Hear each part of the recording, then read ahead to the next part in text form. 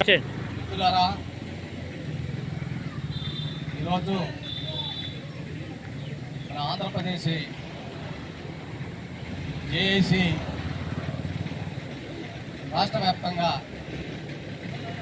Relay నిరాహార దీక్షలు ప్రారంభించడం జరిగింది. విద్యుత్ ప్రాంతంలో ఉన్నటువంటి అన్ని జిల్లాల్లో కూడా ఐటీడీ పరిధిలో అట్లాగే మండల పరిధిలో ఈ ఉద్యోగ నియామకాలకు సంబంధించిన విషయం మీద ఈ రోజున ఈ యొక్క రిలే నిరాహార దీక్షలు ప్రారంభించడం జరిగింది. దాన్ని పురస్కరించుకొని ఏలూరు జిల్లాలో కోటరామచంద్రపురం పరిధిలో ఉన్నటువంటి మొత్తం ప్రాంతానికి సంబంధించి బుట్టాయిగూడెం మండల హెడ్ క్వార్టర్లో మండల కేంద్రం దగ్గరలో ఈ యొక్క రిలే నిరాహార దీక్షలు ప్రారంభించడం జరిగింది. దీని ఉద్దేశం ఈ రోజున గత ప్రభుత్వం కానీ ఈ ప్రభుత్వం కానీ ఈ ఆదివాసీ చట్టాల పట్ల కానీ ఆదివాసీలకు ఉన్నటువంటి హక్కుల పట్ల కానీ కేంద్ర రాష్ట్ర ప్రభుత్వాలు కానీ రాష్ట్ర ప్రభుత్వాలు కానీ చిత్తశుద్ధి లేదు. వీళ్ళ యొక్క జీవన స్థితిగతులు, వీళ్ళ యొక్క మనుగడ, వీళ్ళకి ఉన్నటువంటి హక్కులు వీటిని చిత్తశుద్ధి అమలు చేసేటటువంటి లక్ష్యం కూడా ఏ పార్టీల అధికారంలోకి వచ్చినా కూడా లేదు. కాబట్టి మేమేమంటున్నామంటే ఈ ప్రభుత్వాన్ని, ఈ రోజున ఉన్నటువంటి ముఖ్యమంత్రి గారిని సూటిగా ఒక ప్రశ్న వేస్తా ఉన్నాం. అయ్యా ముఖ్యమంత్రి గారు, మీరు అరకులో మీటింగ్ పెట్టిన తర్వాత మీరు చెప్పారు, గతంలో నేను జియో నెంబర్ 3 నేనే చేశాను, మళ్ళా మేము అధికారంలోకి వస్తే ఖచ్చితంగా ఆ జియో నెంబర్ 3ని మళ్ళీ చట్టం చేస్తామని చెప్పేసి మీరు చెప్పారు. మీరు ప్రభుత్వం వచ్చి సంవత్సరం అయ్యింది. మొన్ననే మీరు డిఎస్ఏ ప్రకటించారు. మేము అడుగుతా ఉన్నాం, మేము చెప్తా ఉన్నాం, జియో నెంబర్ 3 పోవటానికి దీనికి అనేక కారణాలు ఉన్నాయి. దీనికి అనేక రాజకీయ కోణాల్లో రకరకాల పార్టీలు రాజకీయ లబ్ధి కోసం వాడుకున్నాయి.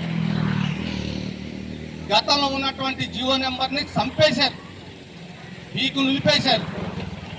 ఈ రోజున షెడ్యూల్ ప్రాంతంలో ఉన్నటువంటి ఆదివాసులకి చదువుకున్నటువంటి యువకులకు ఉద్యోగాలు వచ్చేటటువంటి పరిస్థితి లేదు.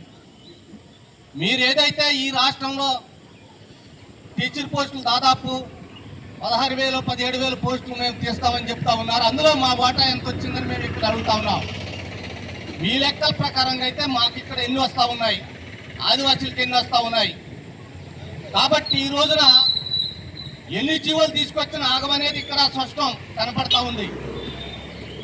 ఏ ప్రభుత్వం అయినా జీవోలు తీసుకొస్తే ఆ జీవోలు ఉండవు. గతంలో ఉన్నటువంటి వైసీపీ ప్రభుత్వం కూడా అనేక జీవోలు 100 జీవోలు దాకా తీస్తే హైకోర్టుకి వెళ్తే కొట్టేసినట్టు పరిస్థితి. కాబట్టి మేము అడిగేది ఏంటంటే, ఇక్కడ మీకు సూటిగా మీరు జీవోలు కాదు, ట్రైబల్ అడ్వైజర్ కమిటీ కౌన్సిలర్ని ఏర్పాటు చేసి వెంటనే మీరు చట్టం చేయాలి. 3 డిమాండ్లతో ఇప్పుడు రాష్ట్ర వ్యాప్తంగా ఈ రిలే నిరాహార దీక్షలు ప్రారంభించడం జరిగింది. మీరు దాంట్లో భాగంగానే ఏదైతే ఇప్పుడు డిఎస్సి ప్రకటించారో ఆ డిఎస్సిలో షెడ్యూల్ ప్రాంతంలో ఉన్నటువంటి ఉద్యోగ నియామకాలకు సంబంధించినటువంటి మినహాయింపు ఇచ్చి మీరు చట్టం చేసిన తర్వాత ప్రత్యేక డిఎస్సిని ప్రకటించాలని మేము కోరుతా ఉన్నాం, డిమాండ్ చేస్తా ఉన్నాం ప్రభుత్వాన్ని. ఇది చేయకుండా మీరేదో మాయమాటలు చెప్పి మీరేదో మేము అన్ని 100% చేద్దాం, గిరిజనులకి న్యాయం చేస్తామని మీరు చెప్తున్నారంటే మమ్మల్ని కళ్ళ నీళ్లు తుడిచే దానికోసం, మమ్మల్ని మభ్యపెట్టే దానికోసం నాటకాలు ఆడుతున్నారని చెప్పేసి మేము దీన్ని భావించవలసి వస్తూ ఉంది. చూడండి, ఒక్క విషయం మీకు గుర్తు చేస్తామన్నా, మీరు అరకులో మీటింగ్ పెట్టి మీరు అనేక హామీలు ఇచ్చారు, కానీ ఆ ప్రాంతంలో 2 సీట్లు కూడా అక్కడ కూటమి ప్రభుత్వం ఓడిపోయింది, ఎంపీ ఓడిపోయింది. అంటే జనం నమ్మలా, కానీ మేము నమ్మాం కాబట్టి రాష్ట్రంలో ఉన్నటువంటి 7 సీట్లు 5 సీట్లు మీకు గెలిపించే పరిస్థితి ఈ రోజున జరిగిందంటే అంతకుముందు వైసీపీ ప్రభుత్వం ఉన్నప్పుడు. ఈరోజు ఇదే మీరు దృష్టిలో పెట్టుకోవాలి. కనుక దీంట్లో ఈ రోజున మరి రాజకీయ పార్టీలకు సంబంధించినటువంటి అనేక సంఘాలు ఈ రోజున మాయమాటలు మభ్య పెడతా ఉన్నారు. అసలు డిఎస్సి కావాలి, వేరే డిఎస్సీలు కావాలని చెప్పేసి వీళ్ళు చెప్తా ఉన్నారు. అట్లాంటి డిఎస్సి తీస్తే ఇక్కడ నిలబడుతుందని నేను అడుగుతా ఉన్నా. సుప్రీంకోర్టు కొట్టేసిన తర్వాత ఏ రకమైనటువంటి మీరు చట్టాలు, మీరు ఏ రకమైన జీవోలు తీసుకొస్తే ఆగుతుందని నేను అడుగుతా ఉన్నా.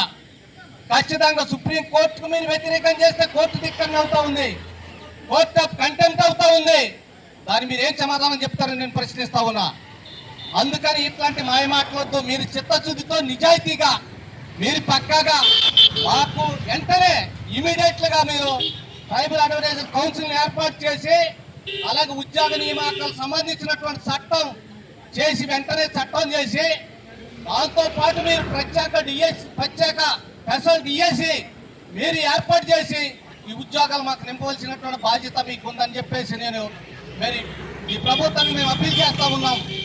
అంతేకాకుండా ఈ రోజున ఇప్పుడు ఈ విషయాన్ని పురస్కరించుకొని ఈ వైసీపీ ప్రభుత్వం కానీ అలాగే చేబ్రోలు లీలాప్రసాద్ అనేటటువంటి ఒక ఆయన యూటీఎఫ్ లో పనిచేసిన ఆయన గతంలో ఆయన చేత కేసు చెప్పించారు. అది ఎవరి పార్టీ, ఏ పార్టీకి అనుబంధ సంఘం అంటే సిపిఎం పార్టీకి సంబంధించినటువంటి అనుబంధ సంఘం. ఈరోజు వాళ్ళు చిగ్గు లేకుండా ఇయ్యారు. పాడేరులో అరకులో రేపు నుంచి మేము మెగా డిఎస్సీ అని అంటా ఉన్నారు. మెగా డిఎస్సీలో ఉద్యోగాలు ఎట్లా అవుతుంది నేను ప్రశ్నిస్తా ఉన్నా. మెగా డిఎస్సీలో చేయటం అంటే మళ్ళీ ఒకసారి మీరు మోసం చేయటమే. అంటే మెగా డిఎస్సీలో ఉద్యోగాలు ఇస్తే మళ్ళీ కోర్టుకు వెళ్ళి మీరు ఇది చట్టం విరుద్ధం, రూల్స్ కు విరుద్ధం అని చెప్పేసి మళ్ళీ కోర్టులో వేసి మళ్ళీ జీవో నెంబర్ 3 పోగొట్టాలని చెప్పేసి పూరితమైనటువంటి మీరు కార్యక్రమాలు చేస్తా ఉన్నారు. దీన్ని ఎవరు నమ్మొద్దని చెప్పేసి నేను విజ్ఞప్తి చేస్తా ఉన్నా. అందుకని ఇట్లాంటి జీవోలు కాదు, మీరు చట్టం చేయాలి. ఈ చట్టం చేసేదానికి గత ప్రభుత్వం మేము ఎన్నోసార్లు వినమించుకున్నాం. అనేక రూపాల్లో దానికి సంబంధించిన డ్రాఫ్టింగ్ కూడా ఇచ్చాం. ఏ పద్ధతిలో చట్టం చేయాలని కూడా చెప్పడం జరిగింది. కానీ పెడచెవిని పెట్టారు. అప్పట్లో ఈ యొక్క